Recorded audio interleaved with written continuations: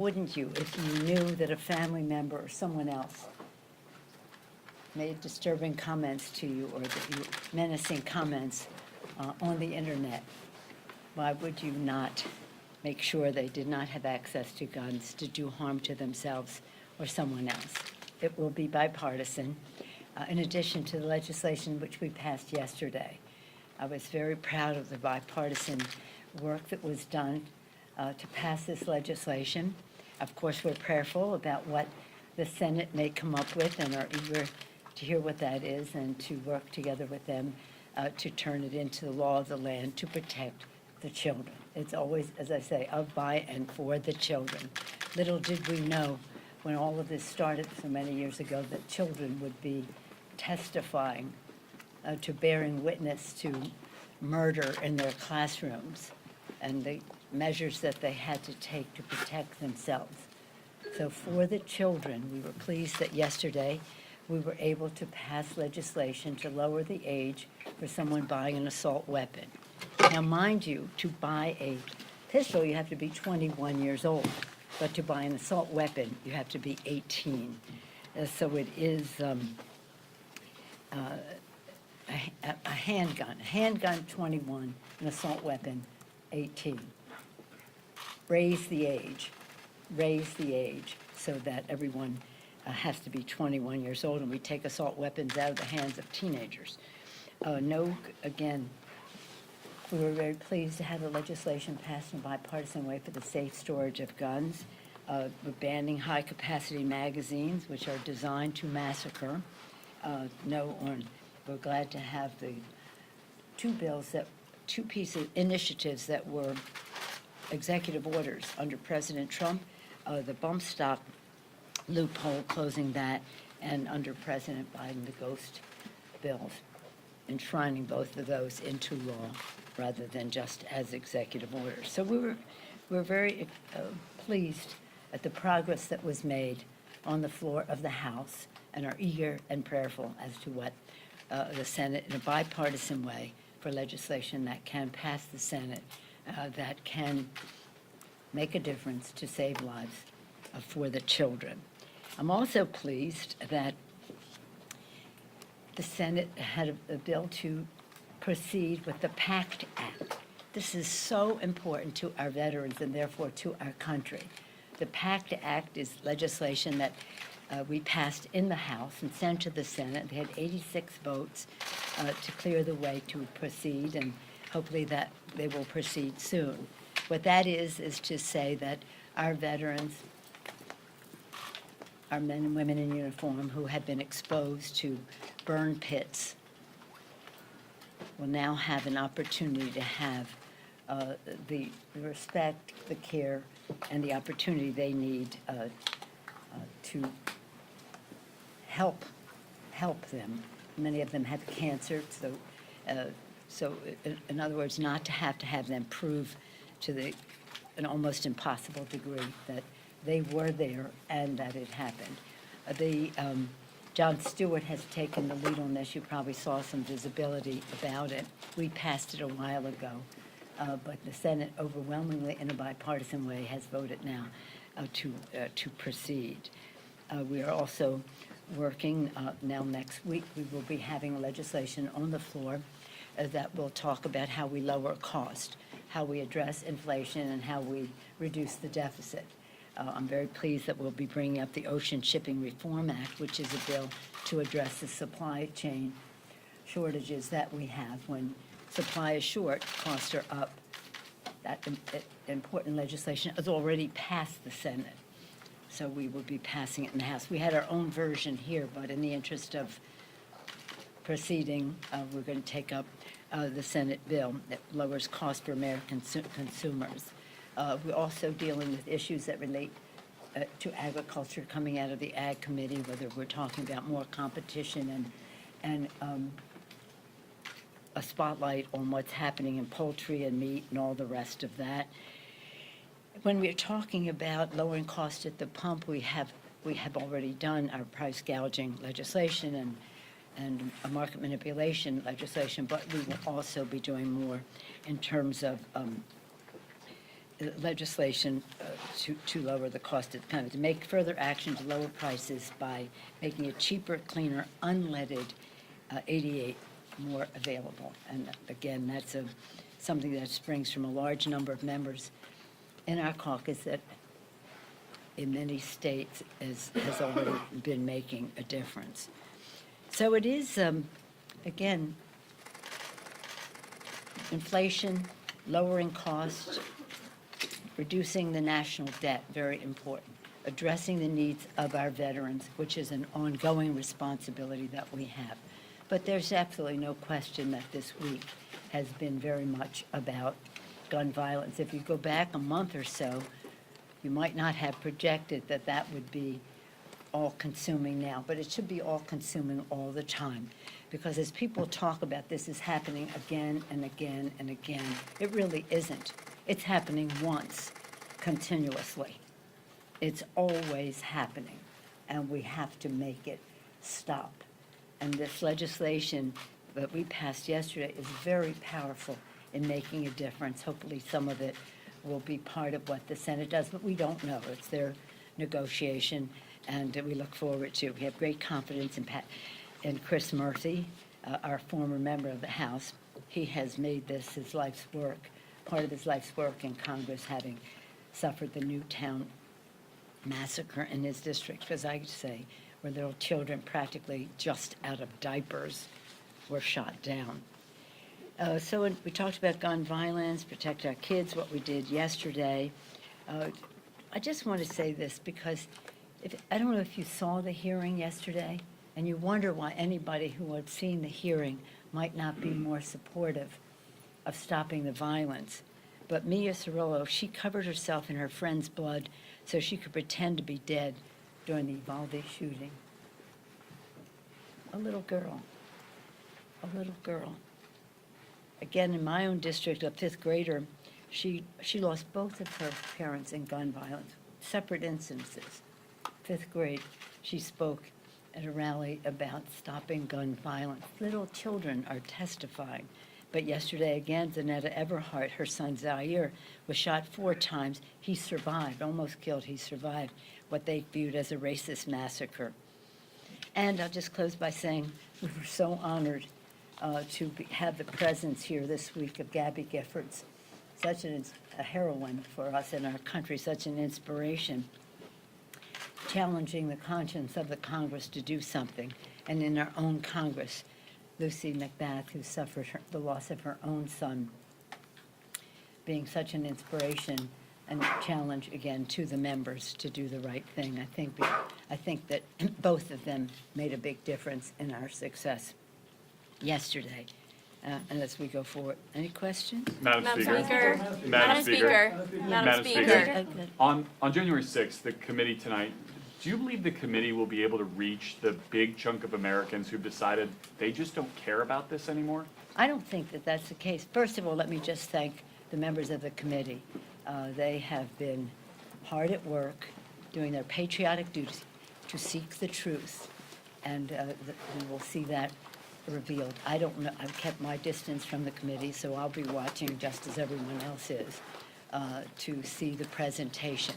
I believe that tonight will be sort of an opening of the narration, the narrative of what happened as an assault on our democracy, on our Constitution, on our Capitol, on our Congress, in a very violent way, for a specific purpose to undermine the Constitution of the United States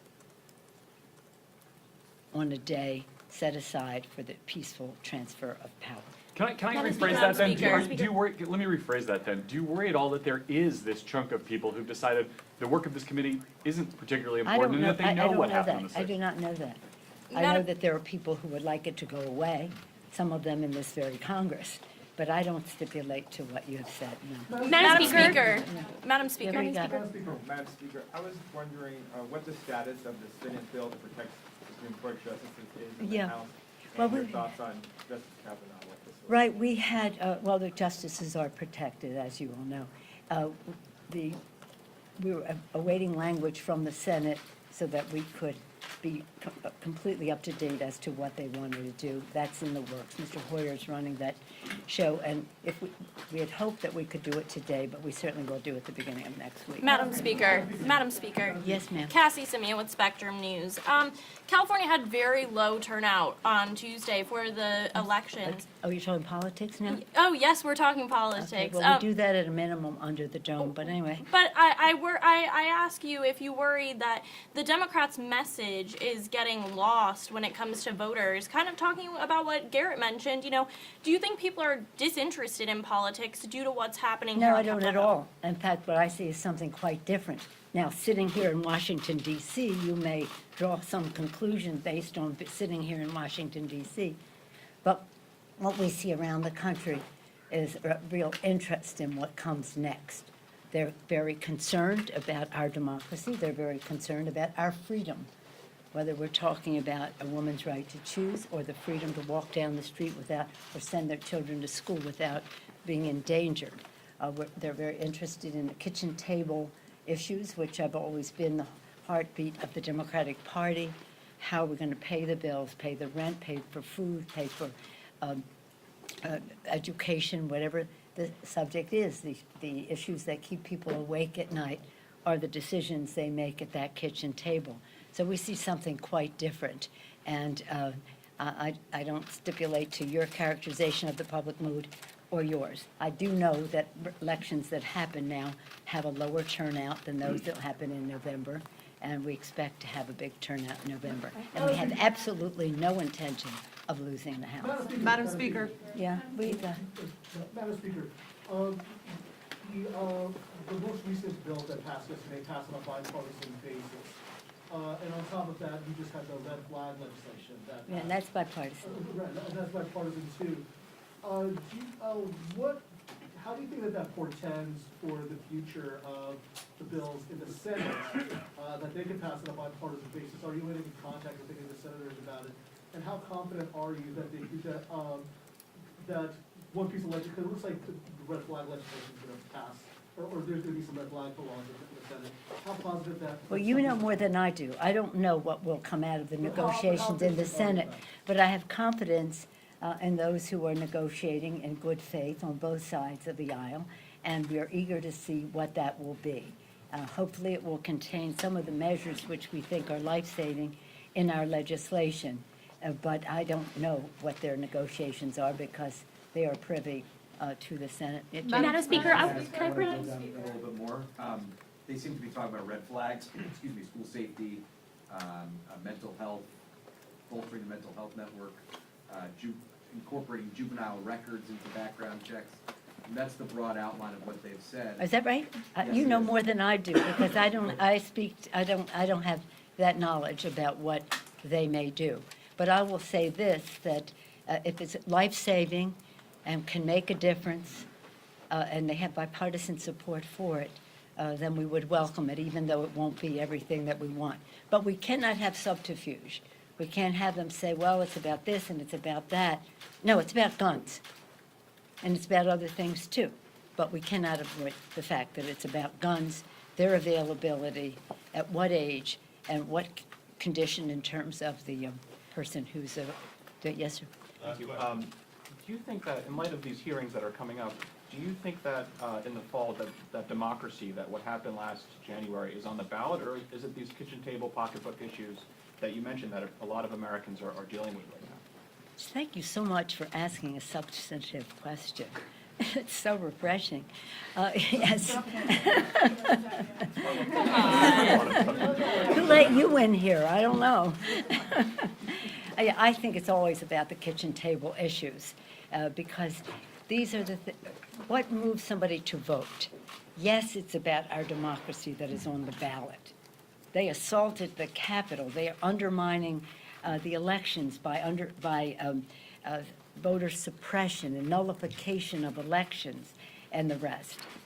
And people expect us to take care of that. But they really want to know what we are doing in their interest and how they can manage for their families. It's always been about that. It's always been about the kitchen table issues. And that's what the Democratic Party is. No corporate boardroom table, but the kitchen table. So as you have seen, we have passed legislation in the rescue package that put money in people's pockets with the child tax credit, got children safely in school, people safely back to work, shots in arms at a time when we had to move quickly to do so. And again, now what we're talking about is how we can lower cost. When you have, this president has overseen 8 million jobs created. Now, the private sector plays a major role in that. But this is historic. No president can make this claim that in this short period of time, nearly 8 million jobs were created. Unemployment was reduced in half. Wages have gone up. Many families now say into the 70s, they no longer fear a $400 emergency. It was that high before that they did fear a $400 emergency would upset their whole monthly budgeting. So things have improved, but inflation has gone up, and we must address that because the cost of food and the price at the pump. Now, the price at the pump is affected by shortages, some of it caused by Putin. Part of this is Putin's price at the pump. Not all of it, but much of it. When you have lower supply, you have higher costs. That's just the way it is. So we have to recognize it. We have to mitigate for it. And that's part of what we have been doing, but we'll continue to do next week when we address the cost of food and agriculture, making it less expensive for farmers. For example, fertilizer. Fertilizer largely comes from Russia and places like that. So it's more expensive to farmers to have fertilizer, increase their costs, increase the cost of food. So it's all, so much of this is connected. You cannot separate what's happening in Ukraine from the price at the pump or the cost of fertilizer. On the other hand, you have to address it. And I think elections, to your question, are always about that. Our responsibility is to protect our democracy. It's the oath of office we take to protect and defend the Constitution. And all that implies, the freedoms that go with that, whether that's a woman's right to choose or all the other things that are exposed because of this decision, where they're questioning the value of privacy in our Constitution, whether they're questioning precedent in terms of actions of the Supreme Court. It's important. Dispositive of the vote is what happens at the kitchen table. So it sounds like you think that's going to be a bigger issue for voters, the referendum on how Democrats have handled these issues, as opposed to whether or not the former president. It's not as opposed. No, it's not as opposed. But a bigger role. No, it's not as opposed. I'm just saying what people think about our country is one thing. Look at the polls. How many people support raising the minimum wage? 75%, 80%? How many percent? Gun violence protection in terms of the legislation we're talking about, 75, 80%. How many people support so many things that we're talking about? Is it dispositive of their vote? That's really the question. So yes, people are concerned. It may be contribute to how they decide, but as James Carville said, it's the economy, stupid. No offense to you, I'm just quoting him. Just quoting him. It is always what that is about. And this president has been just a champion for America's working families. He's been a champion on the kitchen table issues. And that's what campaigns are about, to get the message out. So we will be mobilizing at the grassroots level, owning the ground with a message of hope and optimism for the people, and again, with the intellectual, personal, and other resources necessary to do so. I feel pretty positive about it all. I'm optimistic, and I always am, but it is essential that not only that we win that argument at the polls, but we win that argument in the policy debate as well, because it is for the people, for the children. Thank you for your question. Madam Speaker, how can you say that the justices are protected when there was an attempt on Justice Kavanaugh's life? You said the justices are protected, but there was an attempt on Justice Kavanaugh's life. It's protected. The How? justices are protected. This issue is not about the justices, it's about staff and the rest. The justices are protected. You saw the Attorney General even double down on that.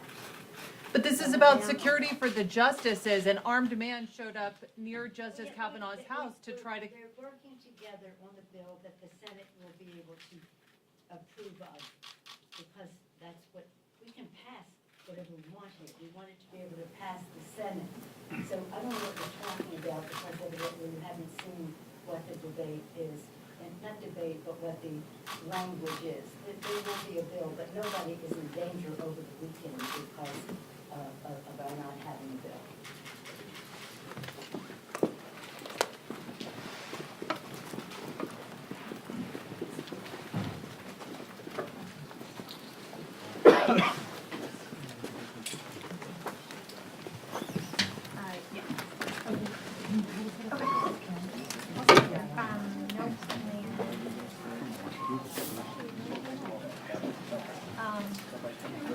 Keenan, you want to check it? Yes, actually. Ryan, is he already in there? No.